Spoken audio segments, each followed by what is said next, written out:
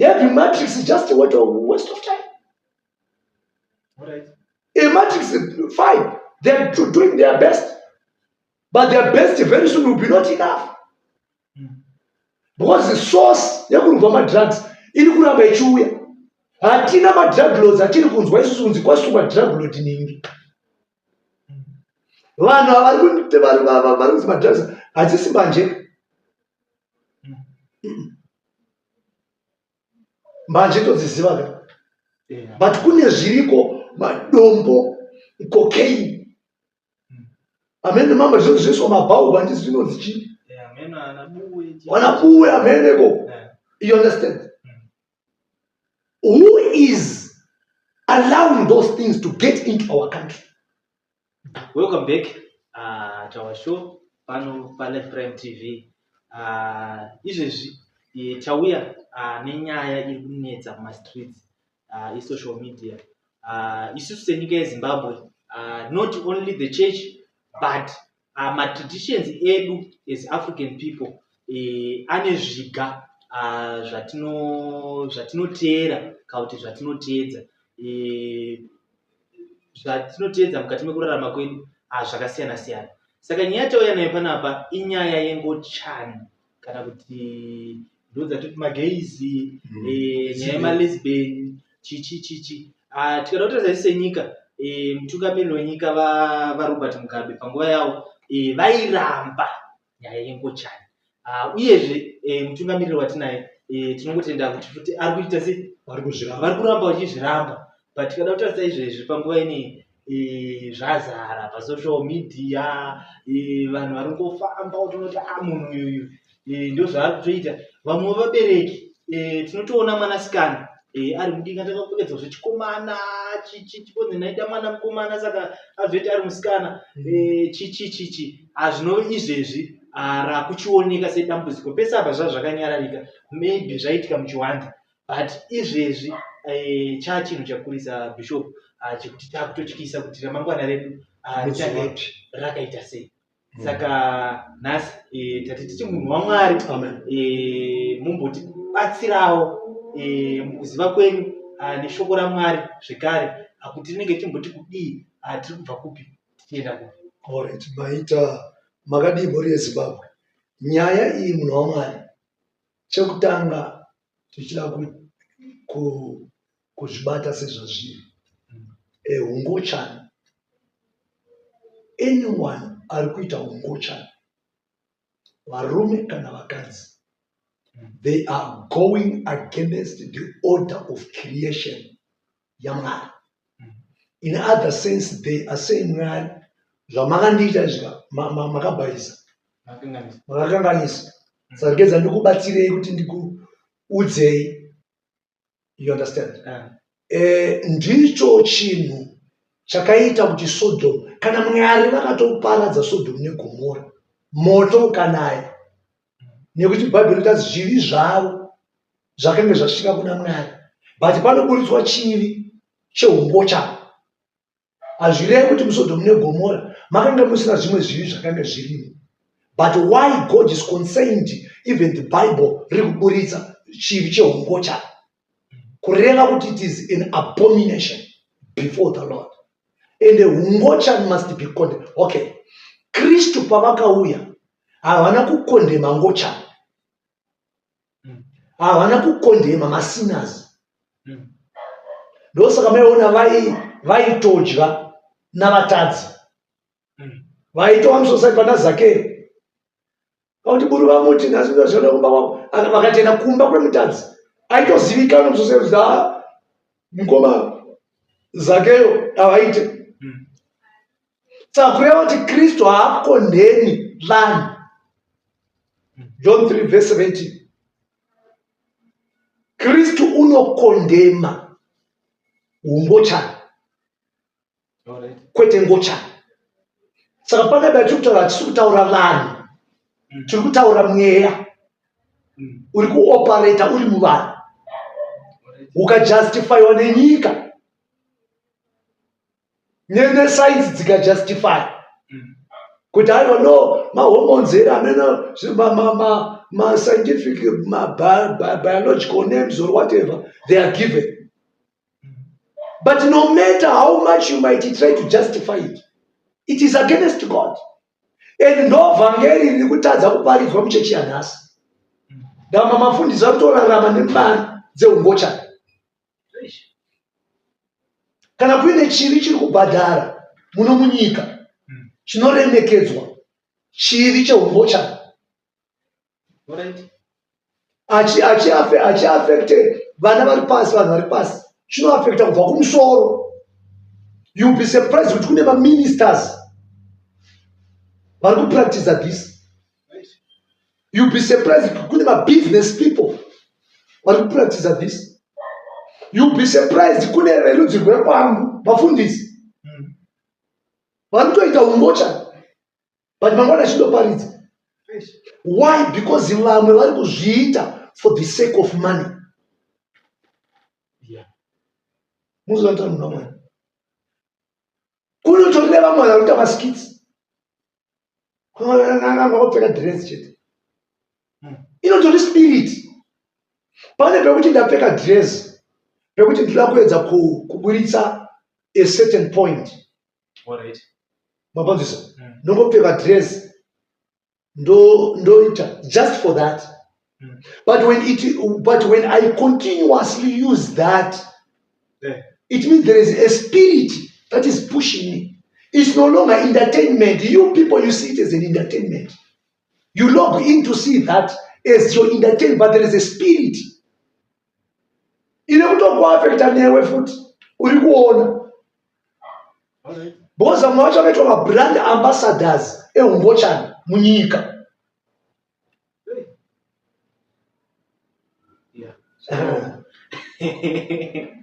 Mataro mashoko ane simba chero. Saka apa pachiri kupa kuti nhamba yedu iyi iwande. Because kudhara tesa zvo. Kupa nhamba yedu kuti iwande.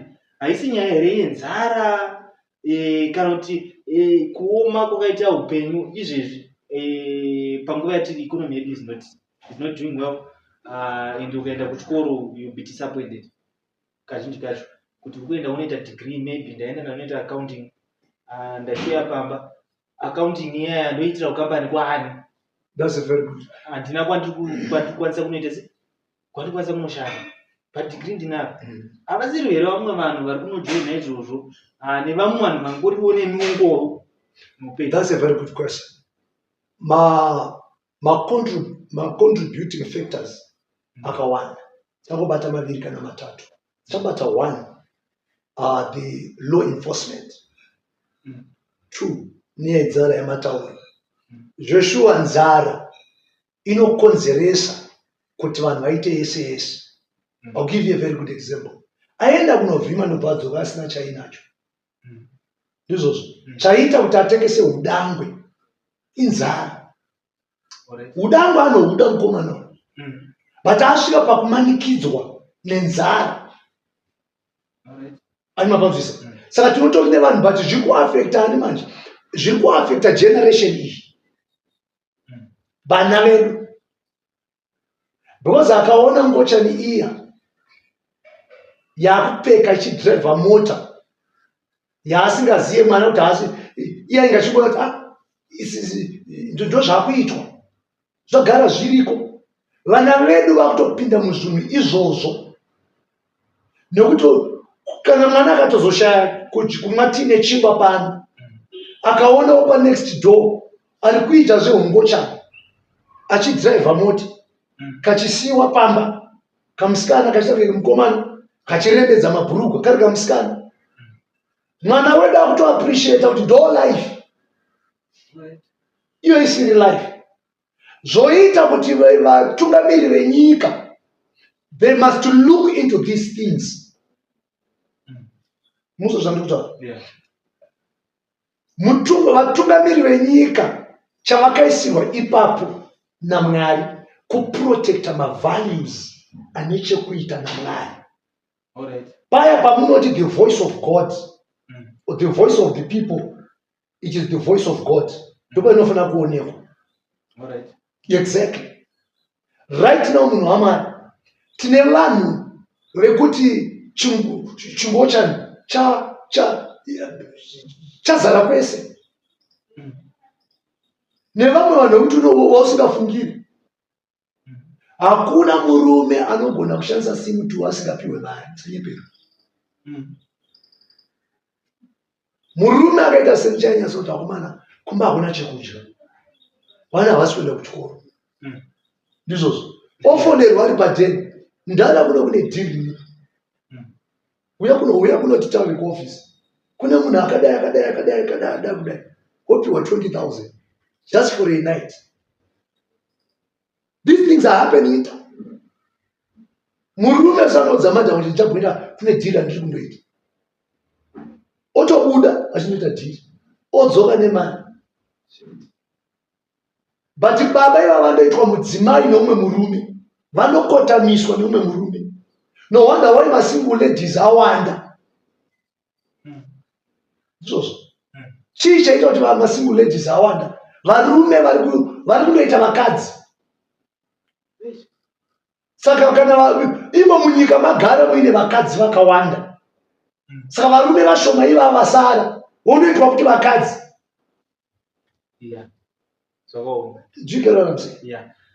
Ipapo ndainzwa because ndaitombobvunzawo nyaya yemastreets nditi zvii zviri kunyatsoitika, but ndainzwa nyaya dzekuti vamwe vakapinda machiri kuno vanhu vakapinda nekumanikidzika vekuti mwana mukomana obva atorepa. Because hanzi chinoti hanzi ukangozviita kamwe yakatuka yakanobva katokupfeka zvekuti ukatoona munhu mukadzi hautonyatsobhiheve semunhu. Izvozvo ndo zvakutokuitira izvozvo. Saka ava vanhu varoenda vachiendera kumarapa, sandivere here vanhu vachatinetsa ivava vakujoinisa vamwe because kamuraramiro kavo ndokatoka life kavo ikavo. Munhu wamwari, ini ndiri mufundisi, ndotoziva network yemafundisi. Ndogona kukuudzai dzimwe nyaya dzemumwe mufundisi because ndirimo mavari. Saka ngochani ikaintroducwa anotanga kuziva network yengochani dzese. Apinda munetwork akutoziva kuti ningi. Saka akauya kwauri achikuti ayoshi ukaenda kwauri uchida kukwereta mari charipo $100 mudzimai wangu ada kubatsirwa so hauna shamari dhiri ripanapa ndokupa $100 but kune dhiri ripo rekuti iwo soso hachigonetsi sososo wondopinda munetwork. So by end of the day unodzimara zvapinda mauri. Chinhu practice makes perfect. Unodzimara wapinda mazviri not because uri kuda. Chataka kukumuvhisa first step ipoverty. Nobody knows hurumende. That's where we get hold of the government accountable. What are you doing? You politicians, what are you doing? Why are you creating employment? Sababa techipopota baba ndokwatinenge tichida kuti vanhu nyika yedu isasvike. Kozoita mutemo wekuti kana takati munyika muno hamudiwe ngochani nekuti Zimbabwe it is a Christian nation. Why are we having ngochani dzichiita zvadzinoda? Yet we said Zimbabwe is a Christian nation. Who is giving ngochani idzodzo mapowers ekudisplaya wherever they go? Ari kuvapa ndiani? Mataura in your opening mukati nguva yavamugabe kwanga kusina murume anofemera mumwe murume mugodzi waipinda mujeri. But today macases acho iwayo amashoma evanhu vari kusungwa. Inenge itori yekutosodomaiswa, inenge itori repi yeSodoma, inenge itori repi. But kuti kune vanhu vasiri kurepana vachitoita vatenderana vari varume. We as a Christian nation, what are we doing to make the matters worse? Mafundisi acho vamwe vacho, all that glitters, my brother, it's not God. All that glitters, it's not God. Unotoziva kuti prophet ningi mukadzi waprofeti ningi kati waapostle ningi. These things are taking place. Ati muri kuona Saka mukuvira kwezuva togona kufunga kuti Mwari havasi kutipindura minamato. Mwari vakatinzwa kudhaya. Vakatoreleasa a great new Zimbabwe in the channel, in the pipeline. Vachosvikoblokwa nezvivi zveumbocha. Yosviko dzinti achimapazvisi. Saka chakaipa the government yakakutaura nyaya yemadrugs. Drugs aka kuchitwa anonzi manji. Awareness campaigns. That's useless. I'm sorry to say this. Haugone kuti iwewe tirakuomesa muti motema mashizha motira kuti muti uome. You need to get down to the roots of the tree. Alright. You get what I'm saying? Yeah. Saka makampeni haana kuipa but haabatsire kana tisa kudhila necorruption. Saka in other words, apart from not drug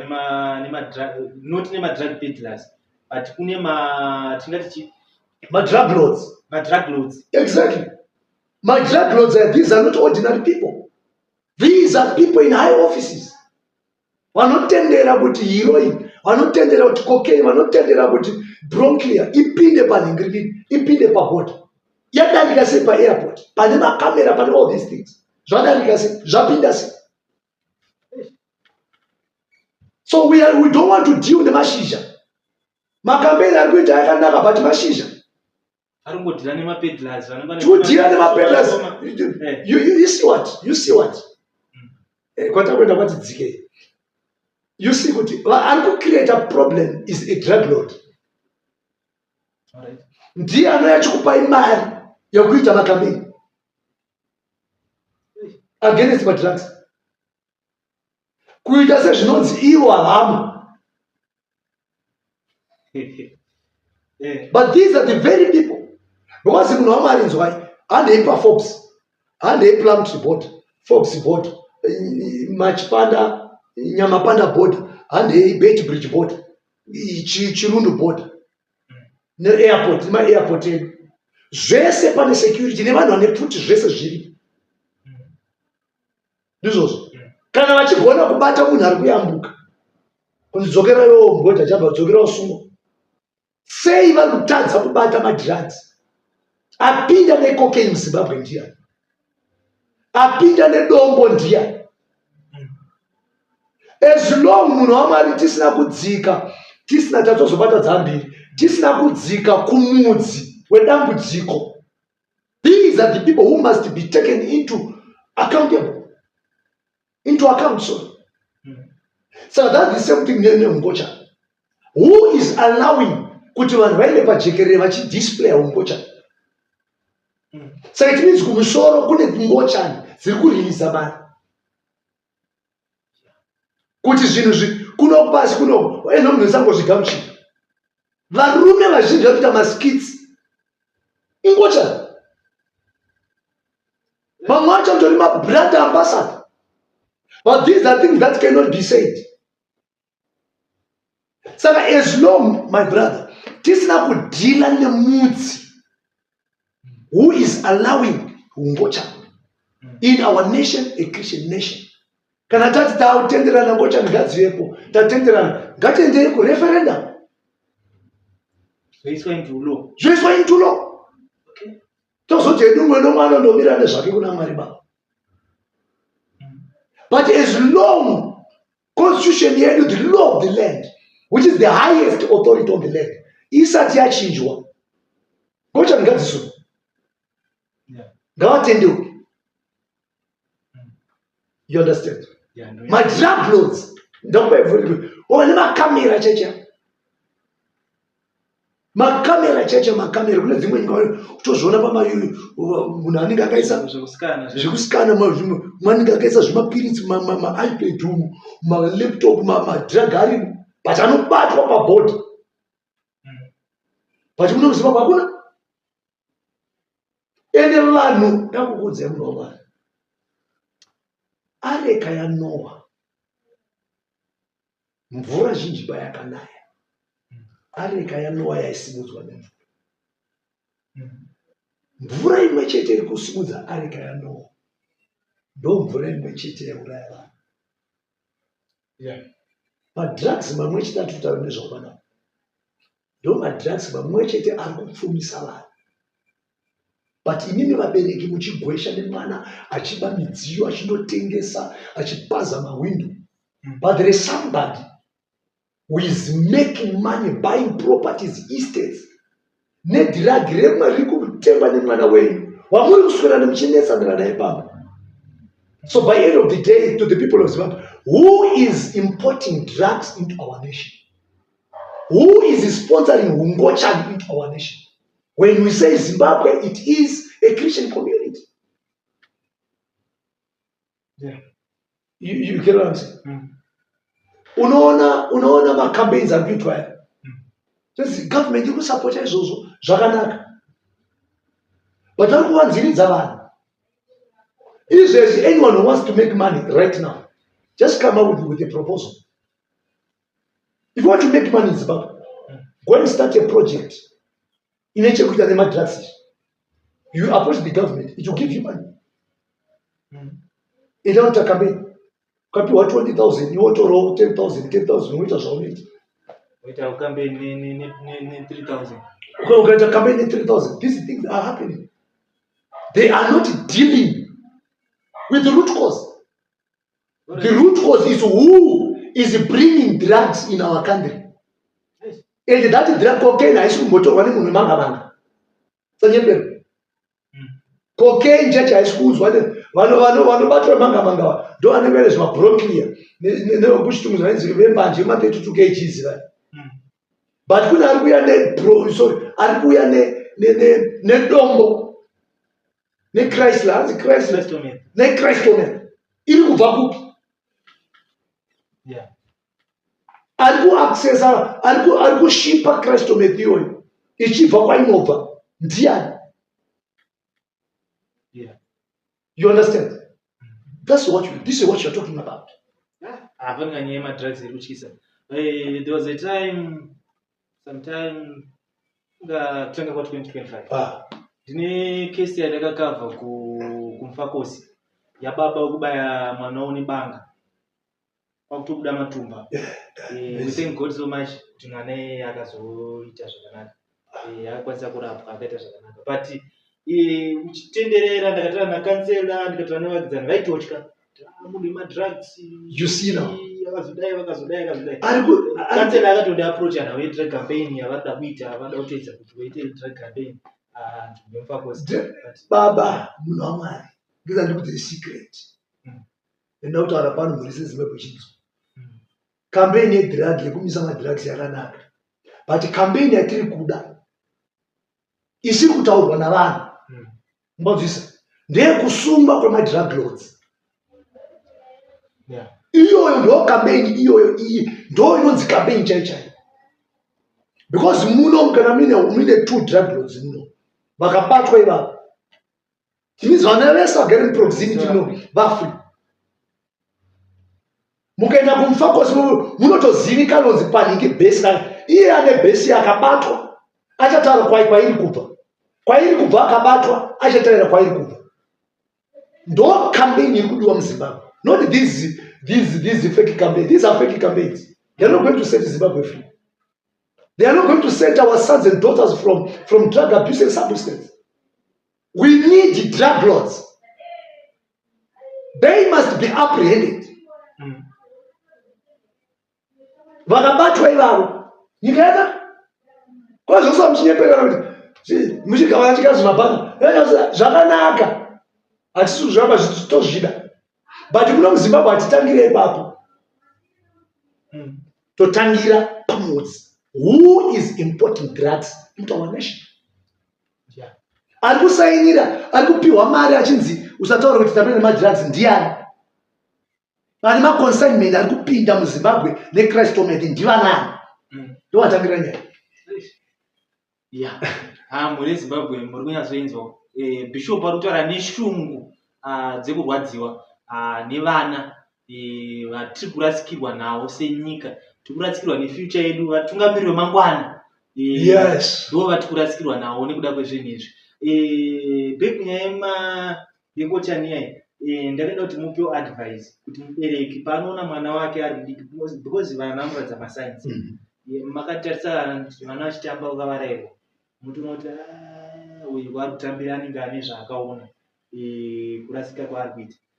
Vabereki vangaite sei kurijusa nyaya yevana vari kunojoina mangochani because tikuti rudzi rwaparara because mwana mukomana akachiudza kuti angochani hakuna future iriko, mwanasikana akachiudza kuti angochani hakuna chiriko kumberi zvekuti mubereki shona anobva tirere mangwana tigokurerawo. I don't think vanhu vanoita izvo vanokwanisa kuzotorerawo vabereki vavo. Aiwa dzimwe vamatochengeta vabereki vavo vachotengera mota nazvo. However, teta luza moral fiber. Apazvisa chatinokurudzira vabereki kaona ukadiscover kuti mwana wako akutanga kuita izvozvo, chekutanga bhaibheri rinoti rovedzera mwana wako munzira yakanaka, kana achinge akura haabude mairi. You understand? But vabereki vacho zvimwe zvacho uyu ndozvaanofanira kana musiye akadaro. Saka mwana uya anorelaxa. Vabereki kuti haano akasika akadaro, mwana haana kusika vanhu vakadaro. Chechipiri, find a church, find a counselor anogara nemwana wako, mwana wako achirovedzera. Find a church inokurudzira moral values. Tell your child every day, mukomana ngaazvizive kuti ndiri murume. Ndosaka maiona pachijudha, even patsika dzedu isu kwakusina zvese izvi, waibhozi vakomana vese vaenda kudaro. Izvozvo kwaindodzidziswa zveurume, kubvisa pfungwa idzodzo. Saka no matter ufesi yako yakaita ngemukadzi iri so pretty, but zviri mauri nezvawadzidziswa zvinotokudza kuti no ndiri chibaba. Ano pozi vari kuona time yekuenda kumadare, vari kuona time yekuenda vakadzi yekuti vana zvitodzidziswa. But today hakusina those things. Saka iwe ukaona kuti mwana wako ndo kwete kuti ukaona kuti vana, I think ngazvitogare zviriko. Ndo maprojects mamwe anotogona kutoitwa mahub yekuti even during the day vana vese vakomana vomboenda kucamp. I like the way it is done SDA. They cater for all age groups. Vakomana nde uri mukomana kuchitaurwa nyaya dzepasi chigare, vanhu kwaivhimwa.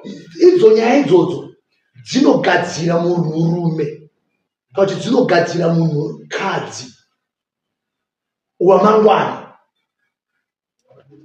Atimubona vatona vari paholiday, vana vese vakomana voenda vondodzidziswa, vanasikana voenda vondodzidziswa. Izvozvo zvinogona kurijusa matambudziko atinawo, uyezve zvekare nenyaya dzemaiwe manhingi atinawo. Because right now information iri kuuya on social media is not censored. Atimurwa, it's not censored. Unongoona vana vanotora vada kuona zvada kuona, mukuona muyando maanoona mwana womwe munhu, ine mwana wacho umwe munhu angatonzi celebrity, anotocelebratewa ari musikana but achiita zvechikomana. Wozwa mwana kuti dedi ndiri kumbira kuti mutitengerewo jini rakaita se zvaari kuona kune munhu anonzi celebrity. You see now it becomes a role model. Saka tina kwete tichienda. Saka all these things isusu vabereki kudzimba, let us set my educational standards. Tiri pamba chikoro hachitangiri kuchikoro, chikoro chinotangira pamba. Ndine mumwe munhu, pane mumwe musikana so haasi ake muZimbabwe. Ndine mwama yangu iri kugara ikoko, kwakazongobirwa fo ndokuzotanga kuzototara naye because ndada kucommunicata naye. Musikana patingochani ndakazotombo akaratidza kusununguka, ndatombobvunza iwe wai uri zvauri. Saiwa mai vangu vaida mwana mukomana achizoita mwana musikana. Saka inini ndakangopiwa zita rechikomana, kutengerwa hembe dzechikomana nekuita sei. Kusvika zvakutondinakidza. Zvichiratidza kuti saka pane kaelement kekuti vabereki tine zvimwe zvinhu zvatinoita tichinakidzwa tichiregerera mwana. Tichitouraya mwana bit by bit achitoenda akadaro. Ndikakuratidza kana pikicha rake izvezvi mundirambira munoti mukomana but musikana. Kureva kuti andingoona vabereki zvanambotaura zviya tinoregerera tinopembedza chakaipa akazvisa mwana anonzi I teach my kids kupfugama chaipo vachindipa mvura yekugeza maoko, teach them young. But in today's society, it's no longer there. It's no longer there. Saka vana vakasadzidziswa vari vadiki, baba hatina zvatiri kuita baba. Kuri kuenda nyika anoidzora baba ndokusina. This is what I'm telling my brother. Kuri kuenda nyika, government inofana kuita something. Pamusoro penyaya dzetiri kutaura. Ndo nyaya dzofanira kugarirwa pasi. Muparliament vanachitaura kuti nyika varume kwayakuenda. Zvotasa nyika kuropafadzwa izvezvi. Zvotasa nyika kuropafadzwa, nyika kusaropafadzwa. Vanhu mogotambura mogobhidhirika kwenguva yakareba. Nekuda kwechivi. Chakarovesa Israel vaina Joshua pavakarwa neguta rinonzi Ai. Guta rakanga riri diki. Roipa kutanga Joshua vakasarudza masoja mashoma vakatoita wokovu, but vakatadza kuita wokovu on the first account. Why? Because kuna anga atadza Akani. Pakadonha rusvingo Akani akatora midziyo akaisa mutende rake. Mwana vakatsamwa. Saka kune zvinhu zvinotukisa nyika. Mafundisi vakasatsiura nyika, vanhu vachicelebrata ungochani. Ngochani dzinodiwa naKristu ende tinodzida, but ungochani Kristu haudi, Mwari haudi. Ndo Kristu akatofira izvozvo.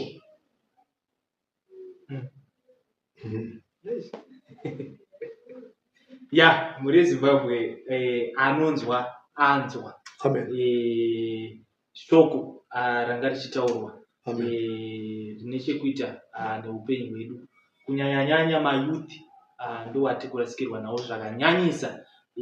Bishop, handizikamwe mashoko enyu kupedzisira amunoda kusimbisa pane zvese zvitadiscuss.